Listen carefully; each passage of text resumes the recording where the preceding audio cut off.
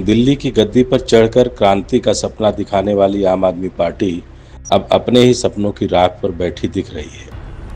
कभी पारदर्शिता, जन सरोकार और नैतिक राजनीति का दावा करने वाली पार्टी अब टूटन, दमन और दिशाहीनता की मिसाल बनती जा रही है।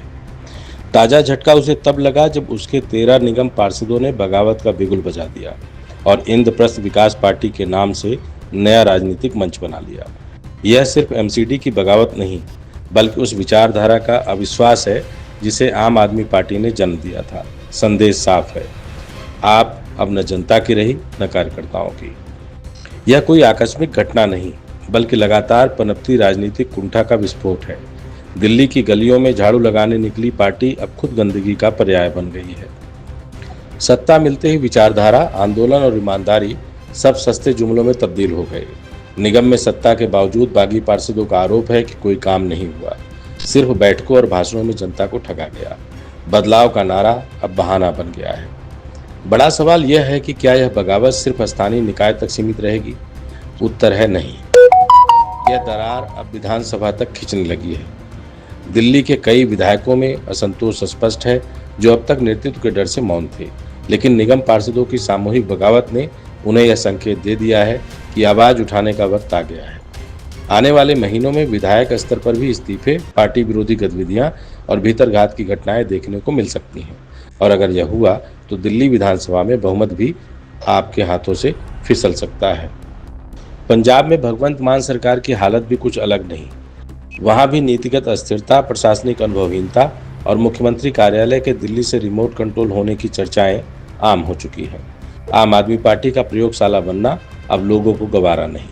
शराब नीति, निजी विश्वविद्यालयों को दी जा रही छूट और किसानों की नाराजगी, इन सब ने पार्टी को वहां भी गंभीर संकट में डाल दिया है। बठिंडा, जालंधर और संगरूर के जमीनी कार्यकर्ता अब मंचों से नहीं, सड़कों पर अपनी नाराजगी जताने लगे हैं। अब बात राष्ट्रीय राजनीति की। क्या इस घटना का असर आम आदमी पार्टी की राष्ट्रीय पार्टी की हैसियत पर भी पड़ सकता है? निश्चित रूप से यह पड़ेगा ही। आम आदमी पार्टी को अभी हाल ही में राष्ट्रीय पार्टी का दर्जा मिला है, लेकिन जिस तेजी से इसके राज्यों में संगठनात्मक पतन और विचारधारा का पतझड़ हो रहा है, वह इस दर्जे को चुनौती में बदल सकता है। राष्ट्रीय पार्टी बनने के लिए जरूरी है स्थिर नेतृत्व, संगठित कार्यकर्ता, स्पष्ट दृष्टि और जन समर्थन का अस्थायी आधार। परंतु आप पार्टी के पास फिलहाल इनमें से कुछ भी नहीं बचा है और यह यही नहीं रुकता। इस बगावत का राष्ट्रीय राजनीति में विपक्षी एकता पर भी असर होगा। जिन दलों ने इंडिया गठबंधन में आम आदमी पार्टी को जगह दी थी, वे अब सोचने को मजबूर होंगे कि क्या एक ऐसे अस्थिर दल को साझा मंच पर रखना उचित है, जो ना तो अपने भीतर संवाद संभाल पा रहा है और न जनता का भरोसा। सवाल अब सिर्फ दिल्ली या पंजाब का नहीं, सवाल यह है कि क्या आम आदमी पार्टी ने खुद को उस स्तर तक गिरा लिया है जहां उसका नाम भी राजनीति में गंभीरता से नहीं लिया जाएगा। अरविंद केजरीवाल को यह समझना होगा कि खुद को अल्टरनेटिव कहना और वास्तव में विकल्प बनना दो बिल्कुल अलग अलग बातें। इंद्रप्रस्थ विकास पार्टी अभी भले ही एक नवगठित मंच हो, लेकिन यह उस ज्वालामुखी का लावा है जो लंबे समय से पार्टी के भीतर दबा हुआ था।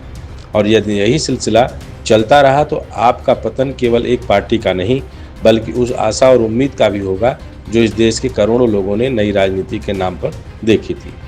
और अगर अब भी पार्टी की आंखें नहीं खुली तो वो एक दिन दूर नहीं जब आम आदमी पार्टी सचमुच टुकड़े टुकड़े हो जाएगी, बिना किसी जेएनयू नारे या विरोधी षड्यंत्र के, बल्कि अपनी आत्म नाशक राजनीति के कारण। देखते रहिए, जुड़े रहिए। धन्यवाद। जय हिंद।